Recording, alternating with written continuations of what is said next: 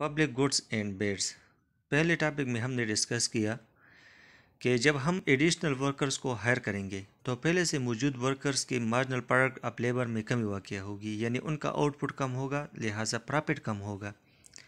इसको एक्सटर्नलिटी कहा जाता है, क्योंकि दूसरे वर्कर के आने की वजह से उनको अब प्रॉफिट कम मिल रहा है। तो एक्सटर्नलिटी क्या है? An externality occurs when one person consumption या production behaviour affect that of another. जब एक शख्स का कंजम्पशन बिहेवियर या प्रोडक्शन बिहेवियर दूसरे के प्रोडक्शन बिहेवियर या कंजम्पशन बिहेवियर को मुतासर करे तो उसको एक्सटर्नलिटी कहा जाता है। और जब एक शख्स के अपने एक्शंस उसका दूसरों पर कोई असर नहीं पड़ता तो हम कहते हैं कि उसके एक्शंस वो इंटरनलाइज्ड है। हम कुछ एक्सटर्नलिटीज़ को हम इंटरनलाइज कर सकते हैं और कुछ को नहीं कर सकते।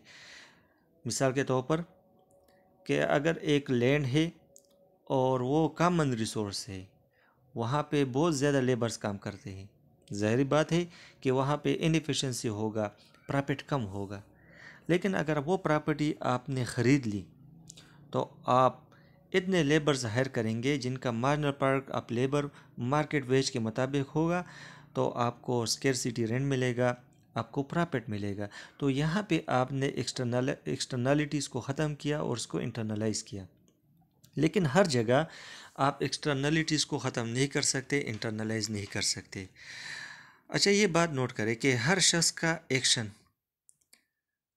वो या तो पब्लिक गुड क्रिएट करता है या पब्लिक बैड क्रिएट करता है। पब्लिक गुड क्या है? Public good is anything that provide a benefit to everyone.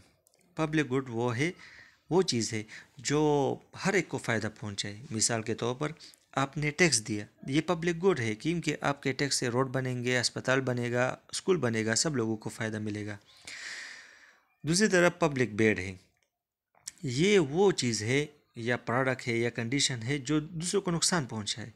आपने कारखाना लगाया और उस कारखाने से एमिशन होता है, ख़तरनाक गैसेस वो एमिट होते हैं। ज़ाहिर बात है एयर पोल्यूशन पैदा होता है। इस एयर पोल्यूशन की वजह से तमाम लोगों को नुकसान पहुंचता है, तो इसको हम पब्लिक बैड कहते हैं। और ये भी एक हकीकत है कि जब आप कास्ट अदा नहीं करेंगे अपने एक्शंस की तो पब्लिक बैड में इजाफा होगा। अगर गवर्नमेंट ने आप पर टैक्स लगाया कि जब आप 1 यूनिट प्रोड्यूस करेंगे तो आप $5 वो टैक्स अदा करेंगे, तो ये $5 ये इन्वायरमेंट पर लगाया जाएगा और पोल्यूशन को कम करने की कोशिशों पे लगाया जाएगा। तो इससे इन्वायरमेंट महफूज होगा और पब्लिक बैड में कमी वाक़या होगी। अच्छा, पब्लिक गुड और पब्लिक बैड की स्कोप की बात करें तो ये लोकल भी हो सकता है, नेशनल भी हो सकता है और इवन ग्लोबल भी हो सकता है। सबसे पहले हम पब्लिक बैड की बात करते हैं कि जब आप डिफॉरेस्टेशन करते हैं तो इससे इन्वायरमेंट डिग्रेड होता है। किस तरह डिग्रेड होता है? सॉइल एरोजन होता है, ज़मीन वो खुश हो जाती है, बंजर हो जाती है, regional loss of ground water, लोगों को पीने का पानी नहीं मिलता। इसी तरह वाटर पोल्यूशन पैदा होता है, क्लाइमेट चेंज, ये तमाम चीज़ें वो डिफॉरेस्टेशन जंगलात की कटाई से उसका ताल्लुक़ है। अगर ये जंगलात ये आपके प्राइवेट प्रॉपर्टी पर हो या कॉमनली हेल्ड प्रॉपर्टी पे हो, हर सूरत में इससे रीजनल इन्वायरमेंटल डिग्रेडेशन पैदा होता है जब आप उसकी कटाई करते हैं। पब्लिक बैड का अपोजिट वो पब्लिक गुड है।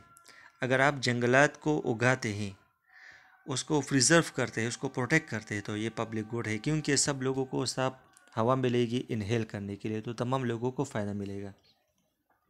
हम पब्लिक गुड और प्राइवेट गुड में थोड़ा सा डिफरेंस वाज़ेह करते हैं। सबसे पहले हम प्राइवेट गुड की बात करें तो क्वांटिटी वो हॉरिजॉन्टल एक्सेस पे है और प्राइस वर्टिकल एक्सेस पे।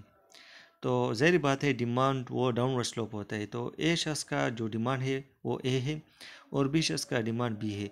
अगर आप दोनों को सम करना चाहते हैं तो ये हॉरिजॉन्टली वो सम होगा ए प्लस बी। लेकिन पब्लिक गुड वो गुड होता है जो तमाम लोग उसको इस्तेमाल करते हैं। तो यहाँ पे देख ले, ए पर्सन का जो डिमांड है वो ए है और बी का बी है। आप उसको वर्टिकली सबमिट करेंगे और जो सी डी कर्व है, थिक लाइन है, वो इसको रिप्रेजेंट करता है। तो यहाँ पे हम पब्लिक गुड को डिटेल से समझने की कोशिश करते हैं और ये पढ़ेंगे कि किस तरह पब्लिक गुड, प्राइवेट गुड और फ्री राइडर प्रॉब्लम्स को किस तरह हम अंडरस्टैंड करते हैं और समझने की कोशिश करते हैं।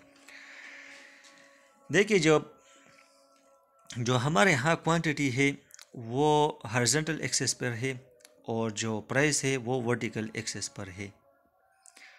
और यहाँ पे हम देख ले कि जो सप्लाई है वो MC मार्जिनल कास्ट के बराबर है और ऑप्टिमल नंबर ऑफ क्वांटिटी वो क्यू स्टेरिक है। जहाँ पे आप देख ले कि एग्रीगेट डिमांड कर्व वो सप्लाई कर्व को इंटरसेक्ट करता है, तो उस पॉइंट पे क्यू स्टेरिक यानी इतने प्रोडक्ट प्रोड्यूस होते हैं, इतने जंगलात आप उगाते हैं। तो ये जो क्यू स्टेरिक है यहाँ पे बेनिफिट मैक्सिमाइज होता है। और इस बेनिफिट की अगर हम बात करें तो आप ऊपर देख ले PMDC, ये जो ट्रायंगल है ये पूरा एरिया ये बेनिफिट है सोसाइटी को मिल रहा है। अब यहाँ पे एक फ्री राइडर प्रॉब्लम क्रिएट होता है। फ्री राइडर मार्केट का मतलब ये है, प्रॉब्लम का मतलब ये है कि हर शख्स तो टैक्स नहीं देता। इस टॉपिक से हटकर मैं एग्जांपल देता हूँ। सपोज करें दो शख्स है, एक पर्सन A है और दूसरा पर्सन B है। पर्सन B टैक्स देता है तो उस टैक्स से रोड बनते हैं, वो भी उसको इस्तेमाल करता है। और दूसरी तरफ पर्सन A है, वो गरीब है, वो टैक्स अदा नहीं करता, लेकिन वो तो रोड इस्तेमाल करता है, तो उसको रोड इस्तेमाल करने से कोई नहीं रोक सकता। लेकिन यहाँ पे बात यह है कि ऑप्टिमल क्वांटिटी प्रोड्यूस नहीं हो रही, क्योंकि जो A का कंट्रीब्यूशन है वो B के मुकाबले में कम है। तो यहाँ पे हम कहते हैं कि जो A है ये फ्री राइडर है, क्योंकि वो मुफ्त में नेचुरल रिसोर्सेज को या कॉमन रिसोर्सेज को इस्तेमाल करता है। इसी तरह अगर हम जंगलात की बचाव की बात करें या एफॉरेस्टेशन या रिफॉरेस्टेशन की बात करें, जंगलात को उगाने की बात करें, तो अब यहाँ पे देख ले जो B है तो वो प्राइस B पे करता है, तब वो क्यू स्टेरिक प्रोड्यूस करता है, यानी वो ज़्यादा कीमत अदा करता है। और जो A है वो छोटा P एक बहुत कम प्राइस वो पे करता है क्यू स्टेरिक प्रोड्यूस करने के लिए। तो ज़ाहिर बात है कि सब optimal level of forest preservation हो रहा है, क्योंकि A का कंट्रीब्यूशन वो B के मुकाबले में इंतहाई कम है। तो अगर गवर्नमेंट क्या करे, गवर्नमेंट यूनिफॉर्म प्राइस इंट्रोड्यूस करे PM। तो जब गवर्नमेंट PM प्राइस इंट्रोड्यूस करता है तो यहाँ पे देख ले बहुत बड़ा स्क्वायर बनता है PM, जो आप देख ले CAQ स्टेरिक OPAPBPM, जो नीचे स्क्वायर है बड़ा स्क्वायर, ये बड़ा स्क्वायर है। मतलब ये है कि गवर्नमेंट इतना ज़्यादा मनी जनरेट करता है, प्रोड्यूस करता है, जब वो क्यू स्टेरिक क्वांटिटी को सेल आउट करता है, फरोख्त करता है। तो यहाँ पे हमने देखा जब गवर्नमेंट इंटरवेंशन करे और हर कंज्यूमर पे उसको चार्ज करे, तो यहाँ पे क्या होगा, optimal level of output produce होगा। तो यहाँ पे हमने बात की कि जब हम A को भी उसको भी चार्ज करेंगे और B को भी चार्ज करेंगे, तो इससे क्या होगा, optimal level of output produce होगा।